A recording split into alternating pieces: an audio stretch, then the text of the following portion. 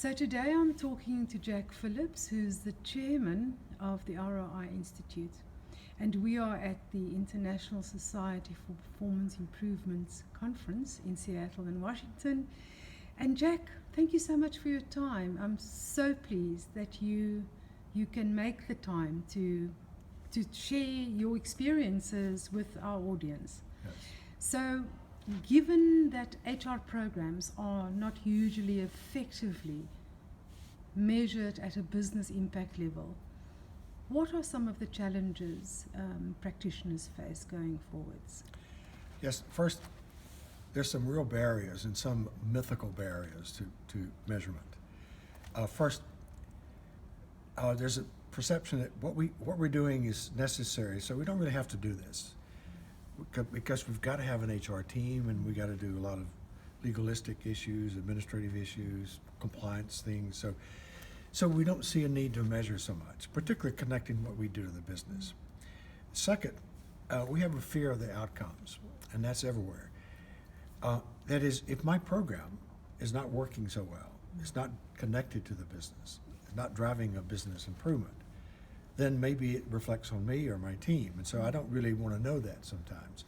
So that's a barrier. I think that's a mythical barrier because it doesn't have to be that way.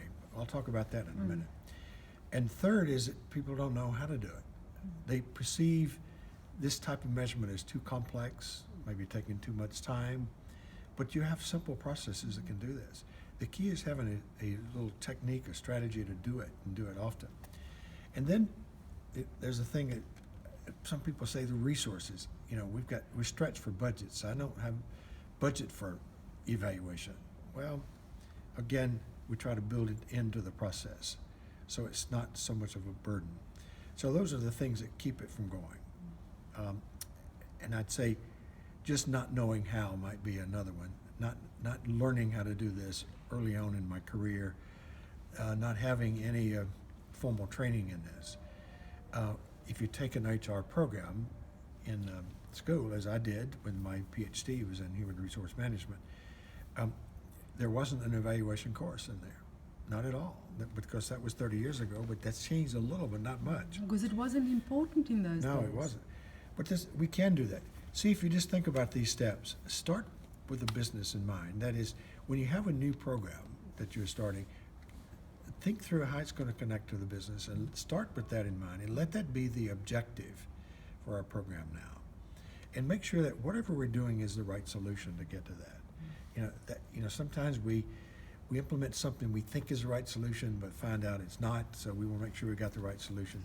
But then let's get all the team on board with success. That is, I want them to understand that this is not successful until we have the impact, and the impact is what we're working towards. So we design for that, for the impact that we need.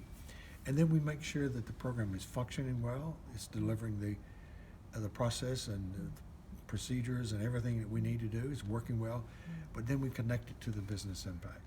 We connect it to the business impact, then we're going to take a minute to sort it out, how much of it goes to our HR program. And that's a credible business connection. If you want to go to ROI, we can even push it up to that by converting it to money. That's the impact of money. Compare it to the cost to get to the ROI. But I'd say take one program, a very important program, that needs this kind of accountability. That executives would be interested in seeing this. Start down this path of learning how to do this and making it work. Experiment along the way. Try some things along the way. But the point is, don't wait for that request. See, if you wait till someone asks you for the business connection to an HR program, it's almost too late, because they're thinking you do not connect to the business.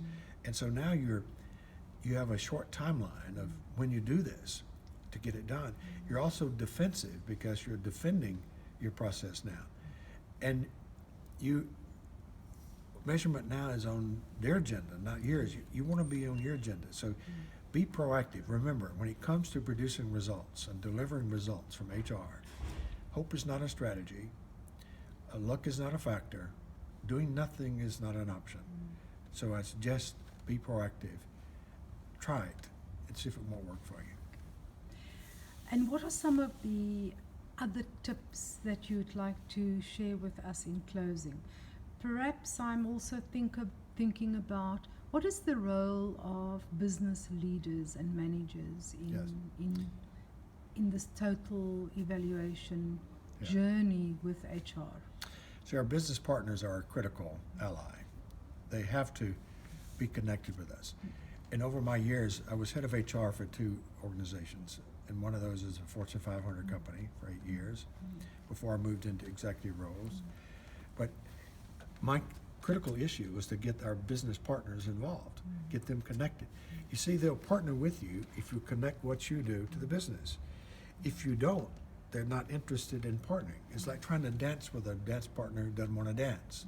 You won't get there. It'll be a pretty awkward situation. So you want to make sure that they will be willing to partner with you because they help you set those business measures that they think should be connected. They'll help you get the resources you need to get there to make it work. And they'll become a major reinforcer for you when they do that. Hey, those executives want every part of the business to drive results. HR should, because you're really trying to drive the impact of all of those people in the organization. And all of the people becomes our greatest expense. So you're really influencing our largest expenditure in the organization. If you can't show the value for all of these programs we have to recruit and train and retain these people, then your value comes into question with this group. So I'd say start working with it. Develop those business partners. Jack, thank you very much. I'm sure to be sharing all your details of where we can contact you and accessing all your resources and all the many books that you've published over the years. So thank you very much for your time. Yes. We appreciate it very much, and we really hope to see you sometime in Yes. South Africa. I can also send you an article. It's a reprint from Strategic HR Review. We write articles for them often. It's a European publication. So I've got an article about measuring the impact and ROI of HR. How it has become a strategic issue these days. So we can send you a reprint of that. So I'll send to you that you can forward Yes. along to your readers Yes. that particular article because it puts some more detail and some structure around what I've just covered. Thank you so much. Thanks, Jack.